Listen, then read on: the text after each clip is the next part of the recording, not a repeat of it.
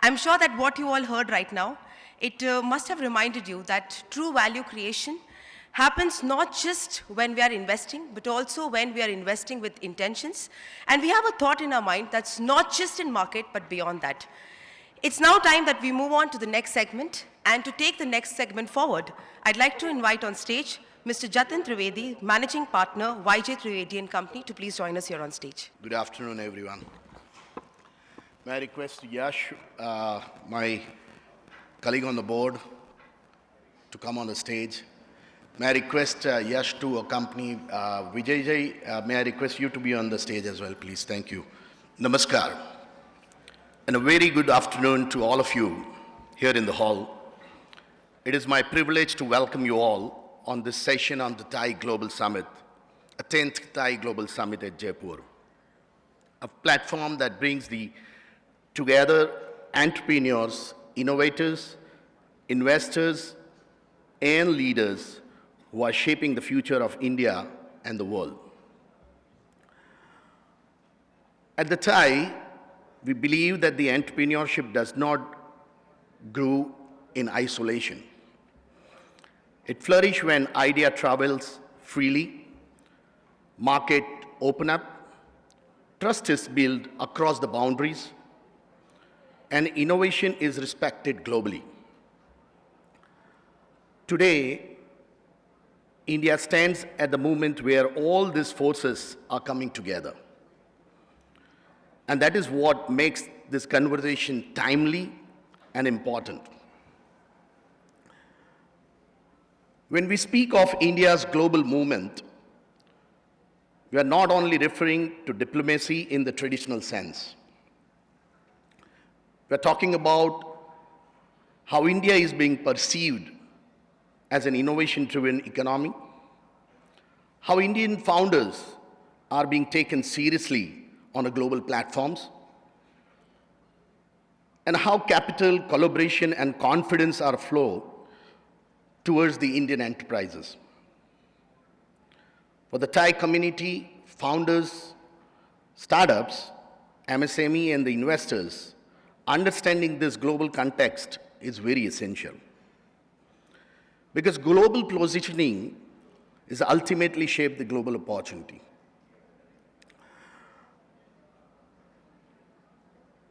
To discuss this, as you all are aware, that it's not going to be, you have seen the setup, it will be more conversation rather than the lecture.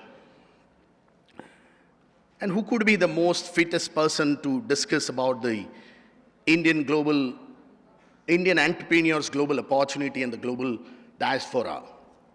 So we have with us Mr. Vijay Chauthaiwale. Sir, welcome you. Who brings a rare combination of strategic insight, global exposure, and deep understanding of India's international engagement. Dr. Vijay ji has been closely involved with India's foreign affairs and global outreach, engaging with policymakers, institutions, and thought leaders across countries.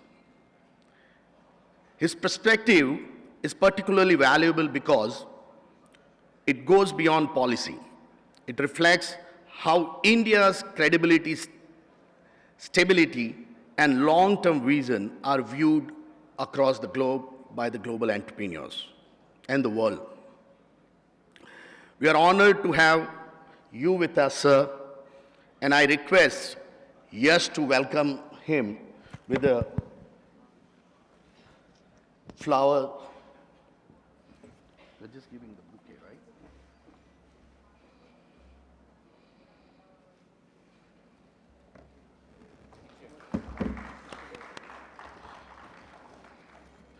Yes, may I request you to take it over? Thank you, Jatin. Can you hear me? Yeah. Great kickstart, Jatin. The timing of this session is very perfect, given the TiE's mission and the state of the entrepreneurship in India. What we're going to cover in this session today is what's the global view of India's entrepreneurial ecosystem, the innovation that's happening in India. How does it compare with the rest of the world view? which geography across the world is best aligned for Indian entrepreneurs as well. How should Indian entrepreneurs prepare themselves for the global world? So we'll start with a very high-level set of questions, and we'll go down more specific to the how it affects the entrepreneurs and the founders for tomorrow. So we'll kickstart with the conversation. We'll just have a little flow in place, and we'll wrap it up in time. Jatin, you want to kickstart it?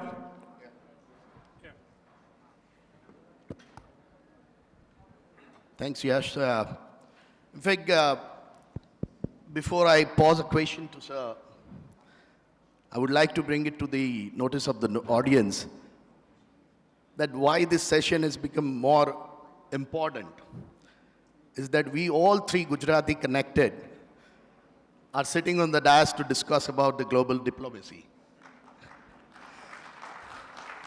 So who knows better than the Gujarati? Probably at least India can endorse that view. So anyway, to start with, Sir, thank you very much, first of all, for accepting our invite and be here. Sir, what defines the India's global movement today as we talk? So, Jatin, first of all, thank you for inviting me here. Thanks, Yash. And also, thank you, TiE. This is the first time I am attending TiE Global Conference, and the overall content and the proceedings are simply impressive, to say the least. So, to come to your question, Jatin, see, every day we wake up and we have some surprise on the global scenario. Most of those surprises are nasty surprises. Some are good.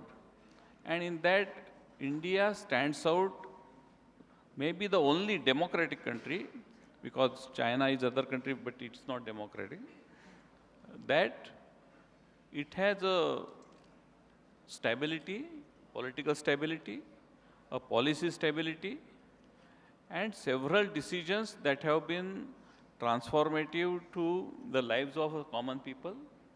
And at the same time, we are coming up with the latest technological development, being an integral part of maybe it is sustainability, maybe it is AI, maybe it is internet-based technologies, maybe biotechnology. So we are at a place where no other country has these kind of advantages. And that adds to our demographic advantage also. And I guess this is the biggest moment in the post-independent India that all the stars have aligned to create an unprecedented opportunity for Indians and everyone who is India's well-wisher. Super, yes.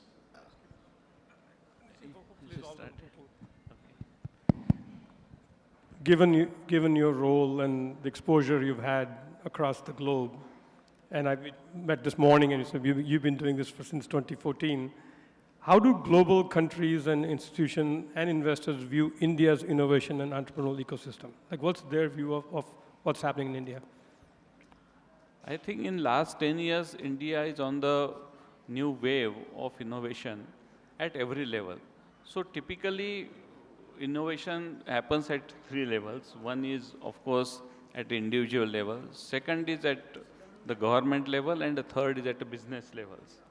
So you have seen that the policy changes, major policy changes that have been taken place at all three levels.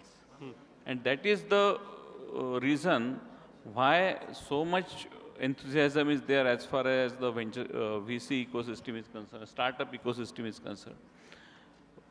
On the very first year of Prime Minister Modi's election as the Prime Minister in 2015, India has launched Startup India policies, and that has given the big impetus to the startups in India. And I would like to share some of the statistics as what has happened in last 10 years. So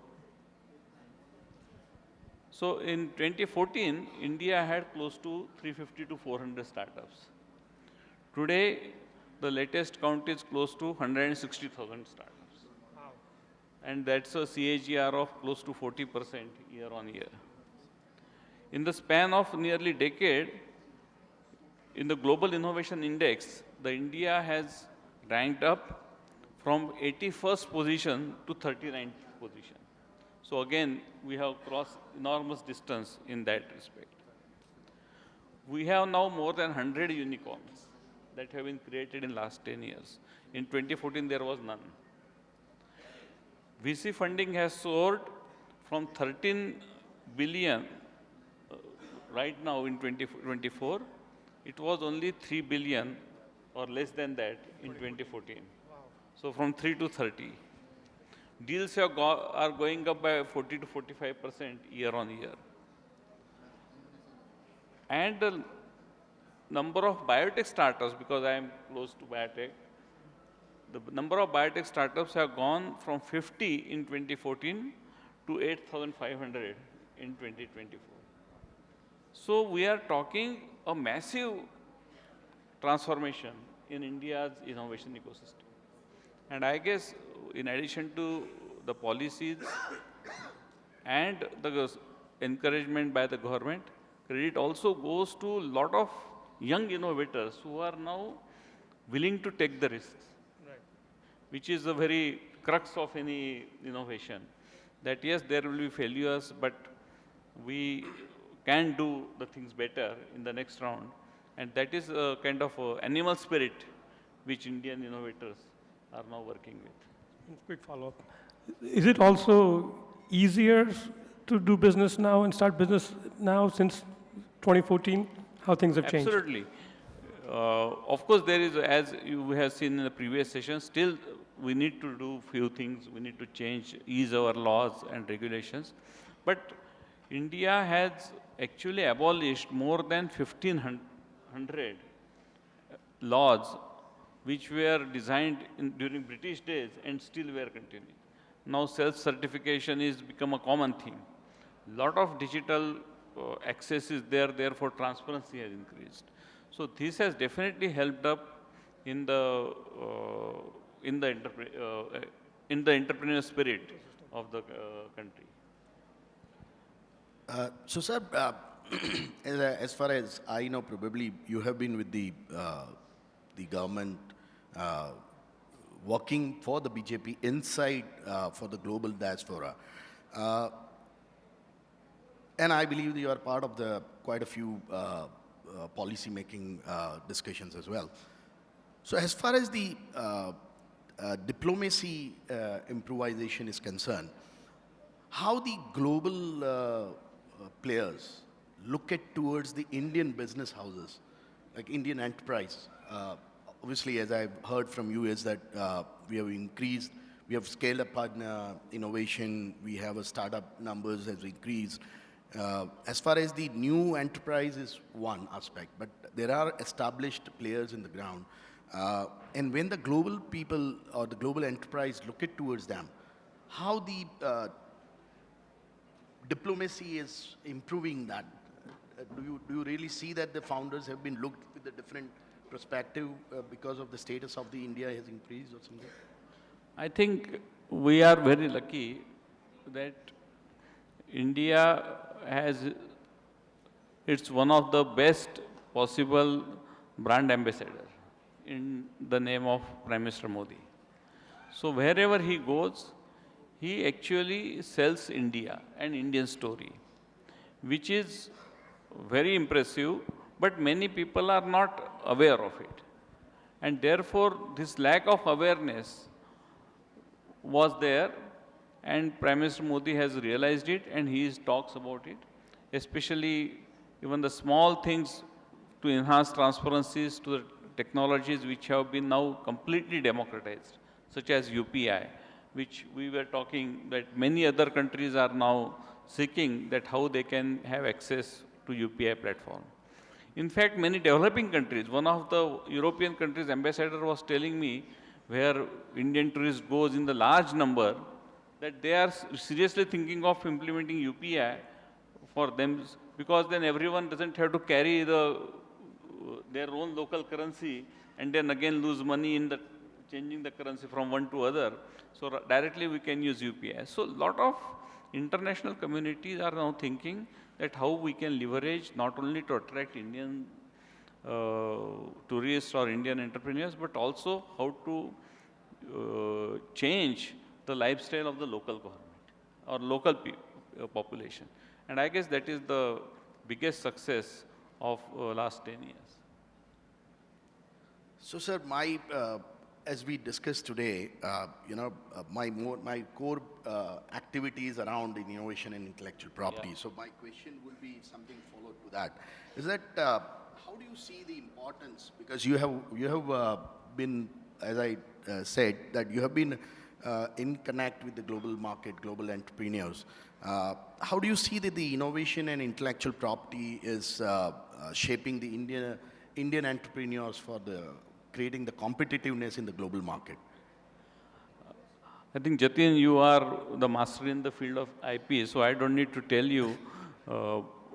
But being a innovator, a scientific person, I cannot overemphasize the need to protect intellectual property in the country.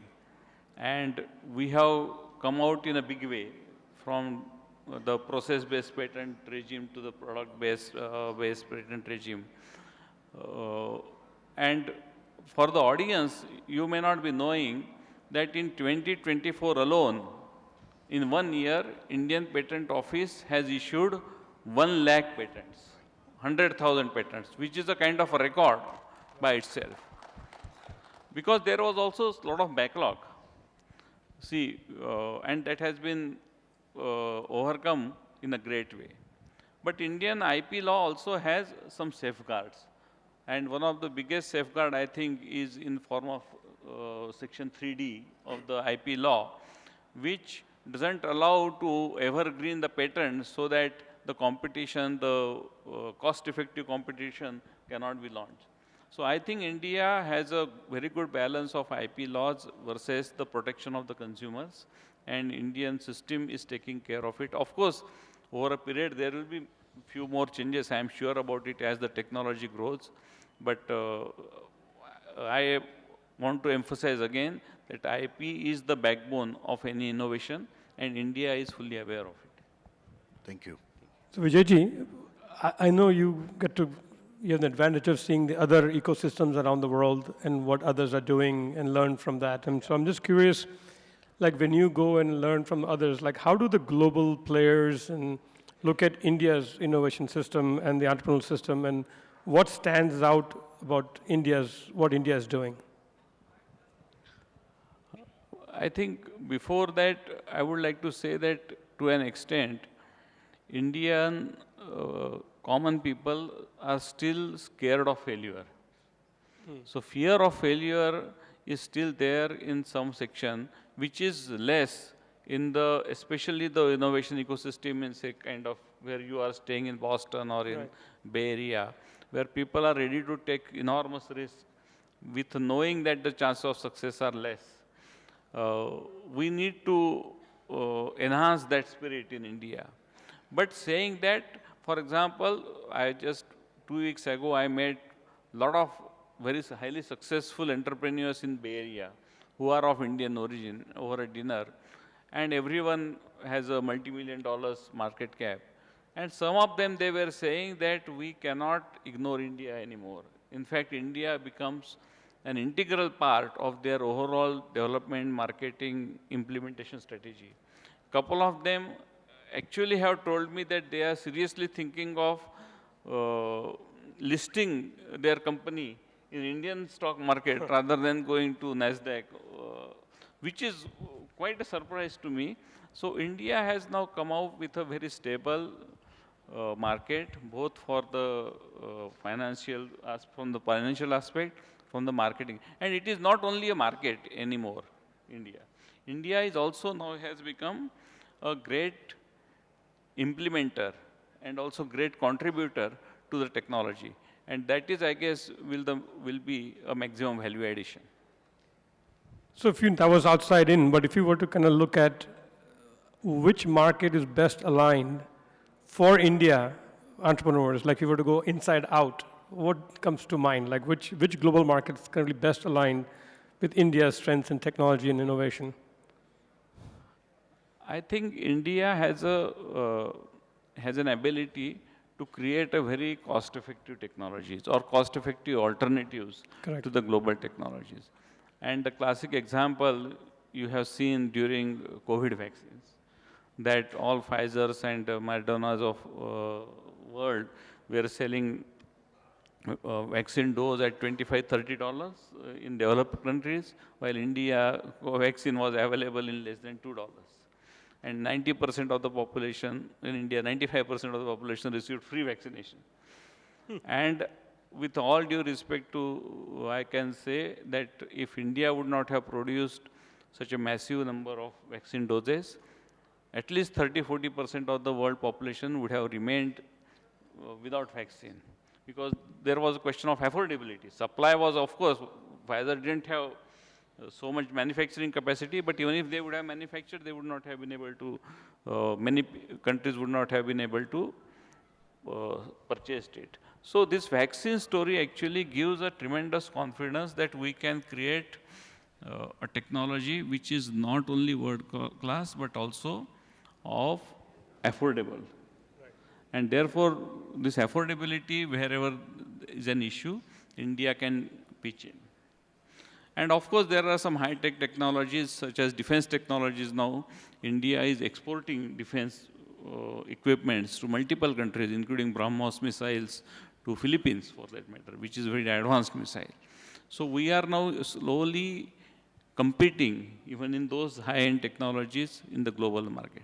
So I guess the entire globe is accessible to India right now and waiting for new technologies from India to come forward.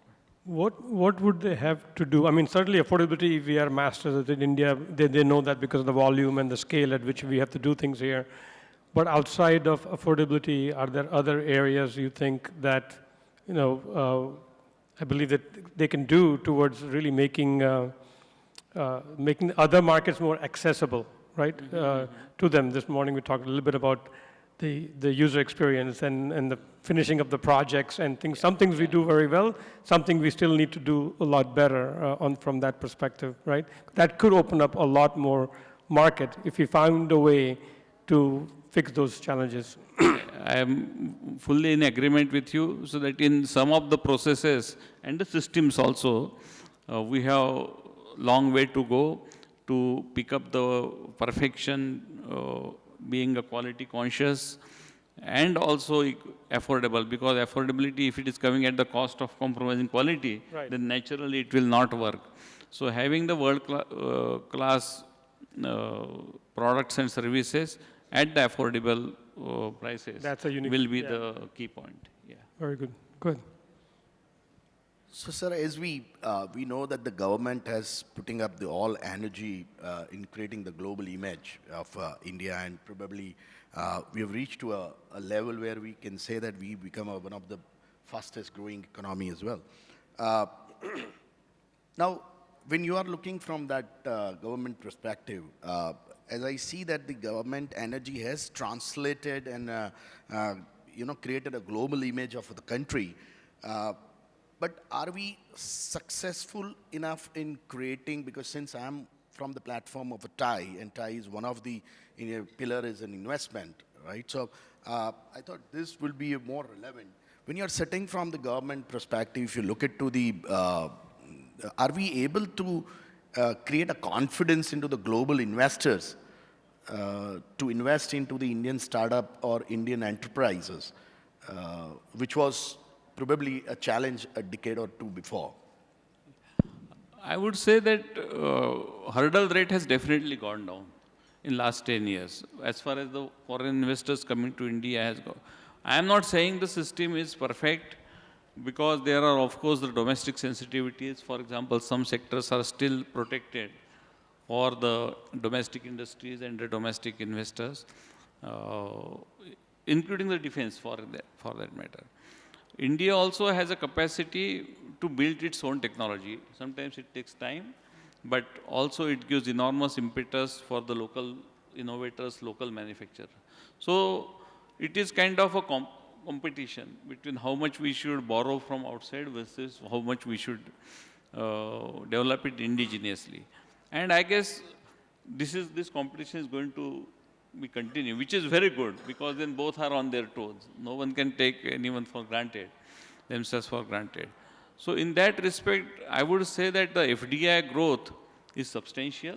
You must have seen the numbers that year on year we are having more FDI, which also shows that the international investors are confident, getting increasingly confident about India. And of course, there are not many choices available right now. That is also a fact. With such a stability, which is such a consistency in the policies, and a strong leadership and a democracy. These are, as I told you in my beginning opening remarks, I guess all the sweet spots are there with India. Just one question. Yeah. So, sir, the point was of the confidence when it comes to, because investor will definitely look for that. If you have to give an audience a one element which India needs to work on, what do you think? What would be that one part which you might have come across as a concern from the global investors in manifold? I think still some of the policy changes are required, especially at the local level. Like acquisition of land is always an issue for an investor. Sometimes even getting the basic requirement like electricity or drainage system is also an issue. So some of these small bottlenecks actually adds up. But that's on a government, sorry, That's sir, a- but yeah. that's on a government side, Government right? side, When we talk about the policy and the government infrastructure and everything. But since there will be an audience where who will be keen to know that where they need to improve as an entrepreneur or a startup from India, so what one element which they need to work on more? I guess it's very difficult to say one element because for the sectoral changes, for every sector the needs will be different or yeah. So at least I am not able to imagine that only there is one master key. If you can open it up, everything will be over. Right. No, I think so. Maybe shift to the focus to the founders and entrepreneurs in the audience potentially is, the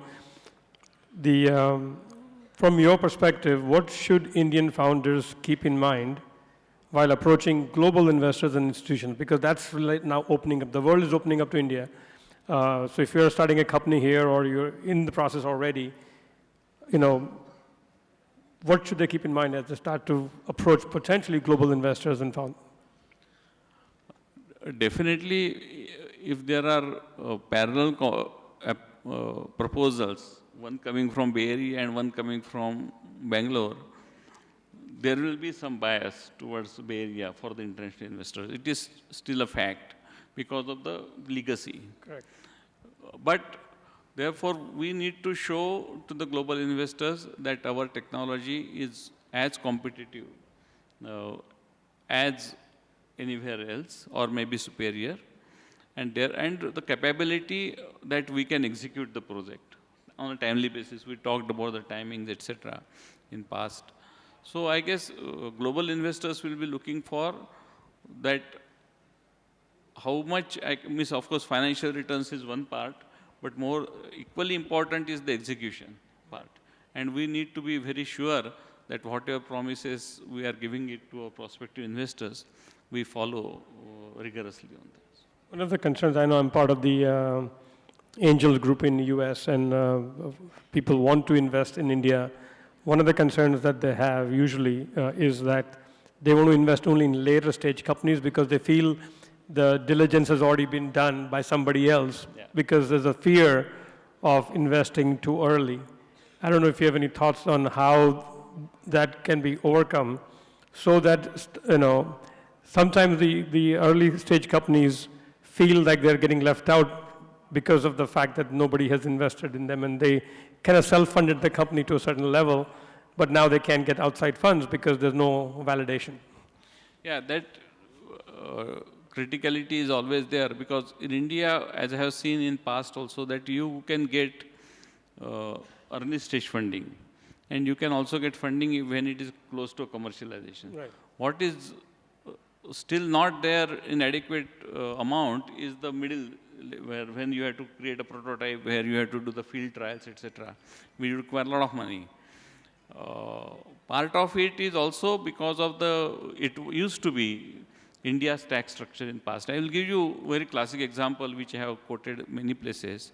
Before Startup India policy in 2015, there is still a company, a small biotech company in Delhi, which has developed a new molecule for treatment of cancer. Okay. So big multinational company approached them and they said that if you are at this stage, from here, if you take it to the next stage, we will give you upfront payment of 35 million US. And to complete this process, they needed some funds, some 10, 20 crores, 30 crore rupees.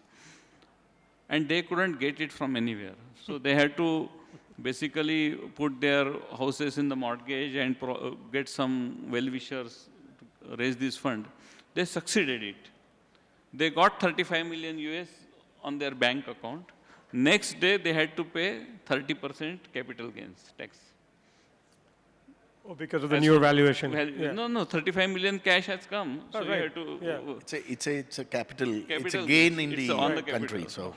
So when you require money for innovation, there was no money. But the taxman was ready to knock you. So Startup India has changed it and said that if the IP is generated in India, your capital gains will be 10% and not 30%. So some of these policy changes have taken, am I correct? Yes, Okay. definitely right, sir. So what I am saying that many changes have taken place. For example, I don't know how many of you are aware of this latest innovation funding program that Prime Minister has announced a month ago called RDI, Research Development Innovation Fund, under which Government of India has committed 1 lakh crore, of which 20,000 will be in this year. And it's a very innovative model because here the government is not giving directly a grant to innovator because government simply doesn't have capability to evaluate those proposals. So what they are doing is that they are deploying that money to the professionals. Fund of funds, yeah. Managers. Right. Yes, right. and I heard funding about is that. to AMCs. Yeah. And they will evaluate and they will deploy that money as a soft loan or as a equity. Correct. So this is a very unique model and it is going to transform the entire R&D and innovation ecosystem in India. For example, in biotech sector, there is already a Section 8 company called BIRAC, Biotechnology Industry Research Assistance something, Council or something. Their mandate is only to fund it to the industry and not to the academic institute. Right. So they are also giving a lot of funding to innovation. So the funding mechanism in India for the innovator is going to drastically change in the year or next couple of years. That's huge. That's a huge thing, commitment of Government of India. Yeah. So, sir, in continuation, since we talk about the initiatives from the government in terms of innovation and intellectual property, do you see that is there any other policy initiatives where government is anticipating to bring something innovative ideas or maybe new policy or incentives to ease the cross-border business and collaboration for the startup, because that is where the startups sometimes lack, not only in terms of the knowledge of the schemes, but there are several aspects where the startup fails in collaborating with the global market because of the policies. As you rightly said, one is aspect is the, if they gain something, then there will be a gain tax and so on and so forth. So do you see any, or the government is looking towards any policy changes or maybe new initiatives? I'm not a privy of the thought process of government, so I won't be able to tell you specifics. But the two major changes have taken place in last 12 months. One is RDI I talked about, and second is this Bharat Anusandhan Science Foundation, so NFRI, ANFRI, so which is equivalent to a National Science Foundation of US. So these two are going to drive the scientific innovation and entrepreneurship in India. And I guess Indian government will be more than interested to come out more and more such innovative programs or policy changes which are required to further enhance the industry and innovators in India. Go ahead. How are we doing with time? Yeah. How much time? I think just Go ahead. one or two. All right. So finally, so just to sum up, and then I will come to Yash for giving your closing remarks. Would you advise to the entrepreneurs who currently are into the in a way of building their all global empire or reaching out to the global market? What could be your key suggestions to them, not limiting to the government initiatives, not limiting to the innovations, but what in all would you suggest? Because you must have interacted with many entrepreneurs who has led the success in the past. So, I would say that today is the time where Indian entrepreneurs, Indian innovators should come out and put their maximum efforts. The ecosystem is there to support them, and both financially, mentorship. For example, there is also another initiative of Government of India, which is Atal Innovation Mission, which I am a part of the board. We are starting inculcating innovation through Atal Innovation Mission at a school level also. For example, we have launched their Atal Tinkering Labs, where the school, public school, especially publicly funded, just have to give one room, and then there is a mechanism that you deploy the robotic kits or 3D printers, and it is for the school children. And more than 10,000 such Atal Tinkering Labs have been established at a tier 2, tier 3 cities, most of them in India. So India is right now, the innovation ecosystem is being inculcated right from the early days. And we will see its impact, and therefore I see, many a times I give an analogy that it is like a beautiful tree which grows, which doubles every day. So today you may feel that it's a very small sapling, but after a few days it grows into a big tree. So same thing is happening in India. 5 years down the line, if we sit again on this dais, you will see a gigantic progress as far as India is concerned, Indian innovation ecosystem is concerned. I am very confident about it. I think we all are looking forward for that opportunity. Thank you. No, again, thank you so much for your insight and so many programs. I'm just listening to you, I was hearing about all the programs, and I wonder, Jatin, even within the TiE, we should probably have a way to drive the entrepreneurs towards those programs. I don't know how much visible or people are aware of all the infrastructure and funding and all that stuff is in place to make that happen. I do think, hearing your story and what we discussed, time is now. It is really for India to take advantage of the innovation and the talent that we have. Clearly, we've built great companies within India already, but even potentially is ready for some global companies to be created out of India, which would be great to have as well. And so with all the resources and the guidance and the support, what TiE is doing, what India, the government is doing, it's a great time. To close it out, maybe one last question you can, is if there's a trend that you are seeing, a trend that India founders should be prepared for the next 5 to 10 years. Anything comes to mind that you see? In terms Any of trend sectors, that's happening globally that they should be prepared for, take advantage of?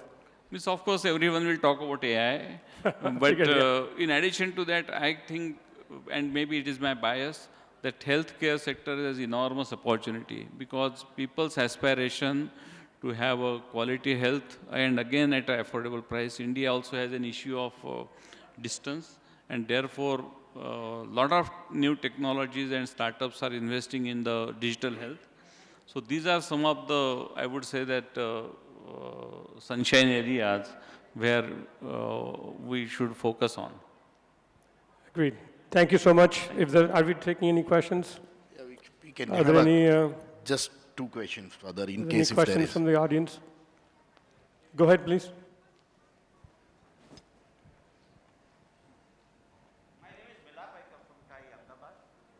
Sorry. Yeah. My name is Another Milap. I Gujarati. come from TiE, Ahmedabad. You know, starting with the willingness of our Prime Minister, it is fantastic and the intent is amazing. And I believe that it's time for innovation. We have a great median age, youth, largest market of the world. But when it comes to innovation today, I believe that if you talk about biotechnology, if you talk about life sciences, if you talk about semiconductors or deep tech, I don't think that 30 lakhs or 1 crore is enough for a startup or an entrepreneur to really innovate. They need much more capital. And which, like you clearly mentioned, that there is a lack of maturity and the patient capital in the Indian startup ecosystem. I believe that that's a major issue that we need to kind of deal with. I see a lot of startups and innovations actually leaving India because we don't have the capital, neither from the government in terms of size, per startup or per innovation. And I would love to really, understand that what's happening on that front, that talent, innovation really doesn't leave India while it has tremendous amount of potential. See, the system is definitely not perfect and we need some improvement. And especially the private sector participation in the innovation or high-end R&D is still less. For example, India's average R&D expenses in the private sector is less than 1% of their turnover, which is really very poor. Uh, so, my guess is that government cannot do everything. The private sector has to come up with the in this risk-taking ventures, and then only the ecosystem will be much more stronger. I would just add a little bit my exposure coming from Boston, that literally what has happened is that there are venture capitalists and fund institutions that are for tech investing, which is a very different kind of, it's not a patient capital, it's like quick run and hit. But if you look at life sciences and biotech, it's a whole different funding requirements. It's a multi-year, hundreds of millions of dollars, and your drug could still fail. And so it's a very different kind of mindset. So you need to, over time, build out that level of different patient capital that, as you used, to that available to drive that innovation that, yeah, it could be a failure, but you need just one drug and you're good to go. I completely agree and thank you for that. But I believe that unless and until the government mobilizes this process, Correct. no private investor really would want to get on the, on that place and take that risk. So, and what we see in the other part of the world, actually what's happening is government is funding large amount of money when it comes to innovation. That gives enough confidence to private investors to actually come on board because, that's where they see the results. So just a kind of exchange of thought, but Good answer. great work. Thank you. Thank you. Yeah.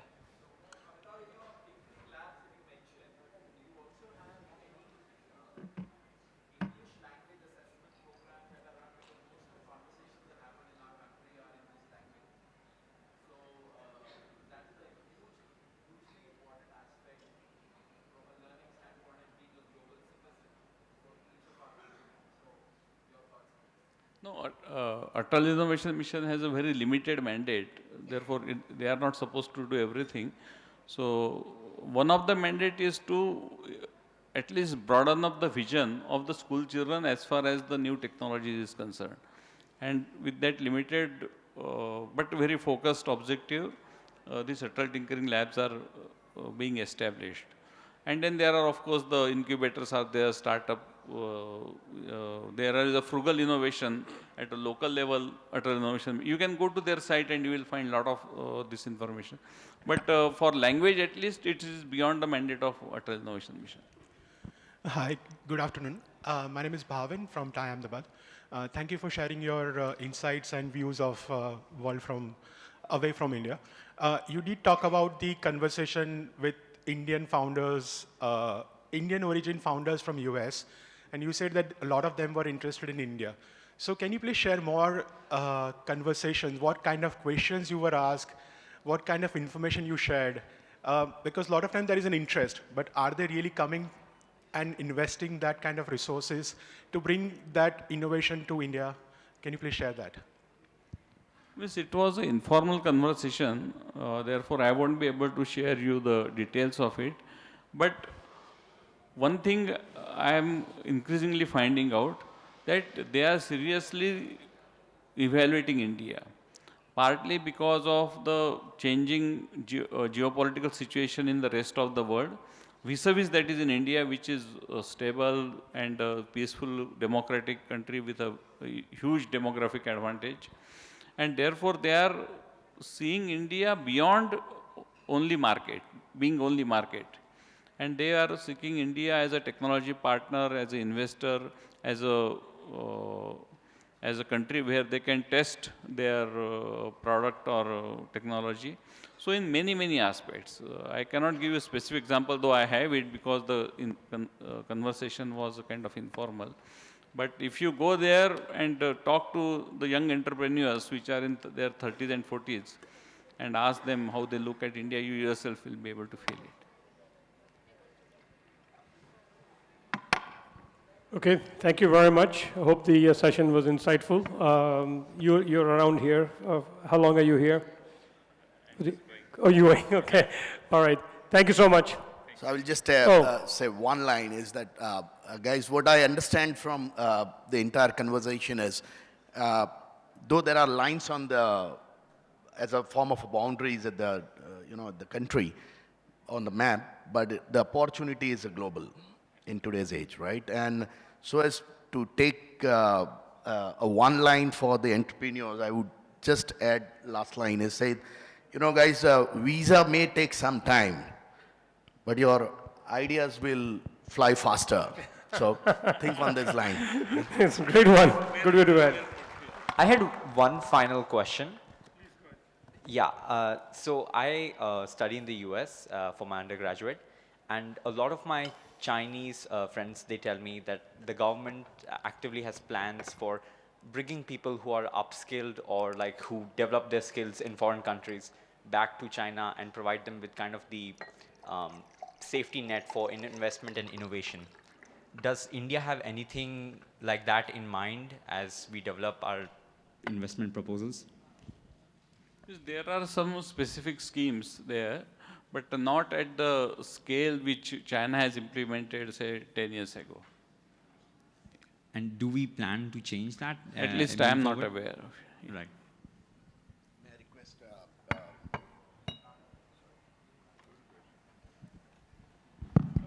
may I request Yash to join me in handing over the memento to sir? Sir, thank you very much for sparing your time.